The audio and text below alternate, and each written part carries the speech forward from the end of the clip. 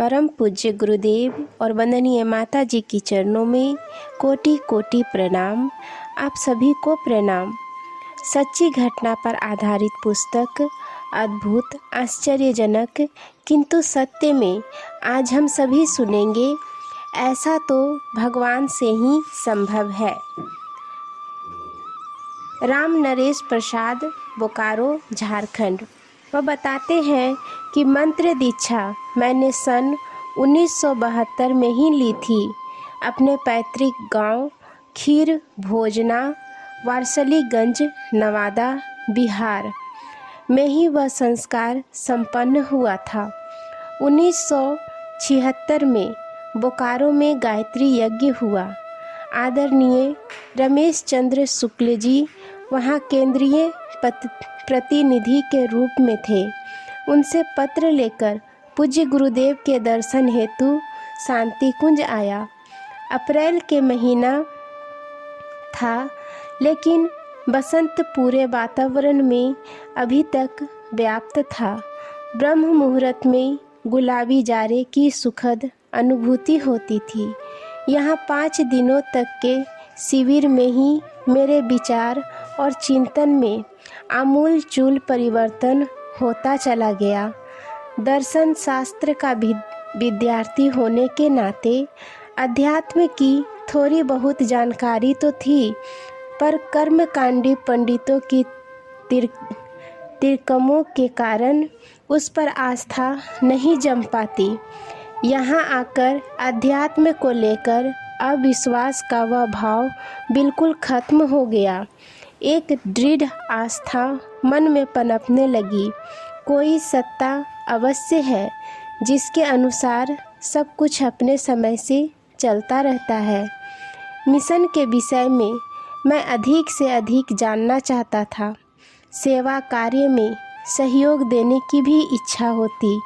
मैंने आदरणीय श्री बीरेश्वर उपाध्याय भाई साहब से परामर्श किया और उनके बताए अनुसार अगले वर्ष मई 1977 में शांति कुंज आकर 1 मासीय सत्र किया। उसी समय संकल्प लिया कि वर्ष में छुट्टी के 2 माह मैं यहाँ के कार्य में लगाऊंगा। स्थानीय समयदान के अलावा केंद्र में समयदान 1978 से देने लगा।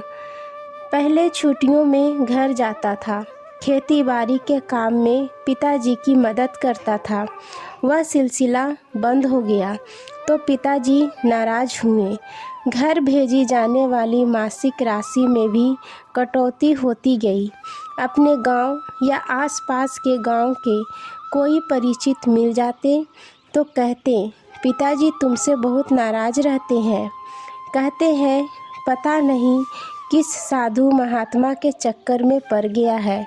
न घर आता है न ही पैसा दे पाता है। उसका नाम मत लीजिए। यह सब सुनकर मुझे अच्छा नहीं लगता। मैं असमंजस में था। पिताजी को मैं इस बार इस तरह से नाराज नहीं करना चाहता था। सेवा कार्य के संदर्भ में मैंने पिताजी को विश्वास में लेने की पूरी कोशिश की, लेकिन वे रत्ती भर भी नहीं पिघले। अंत में थक हार कर मैंने मन ही मन गुरुदेव से प्रार्थना की।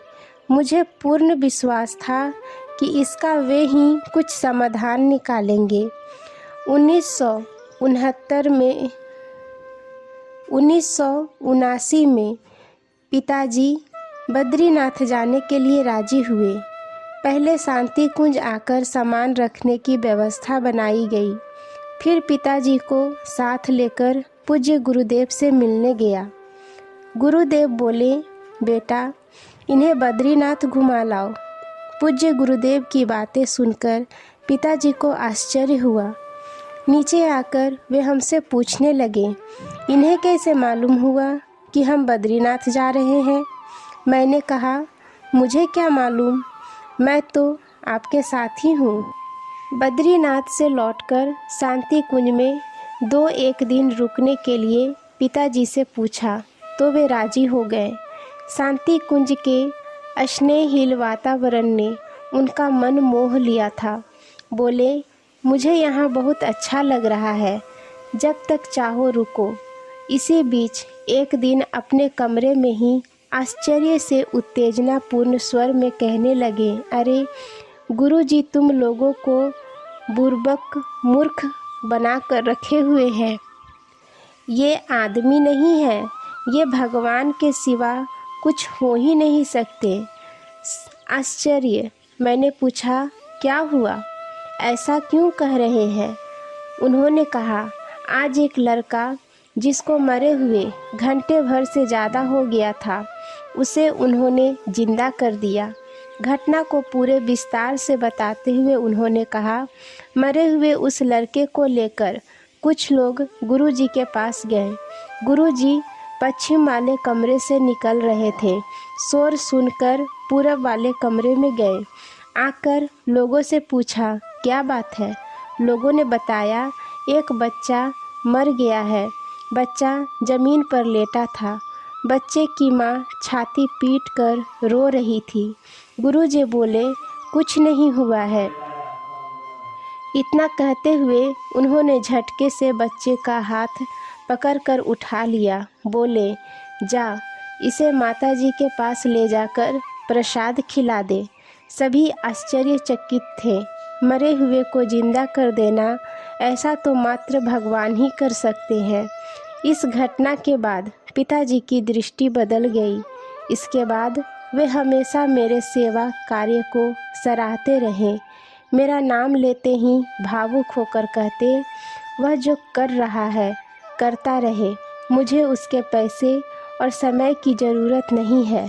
वह भगवान का काम कर रहा है, वह स्वयं तो तरेगा ही, हमारे सारे खानदान को भी तार देगा। आज के लिए यहीं तक। आप सभी को धन्यवाद। जय गुरुदेव।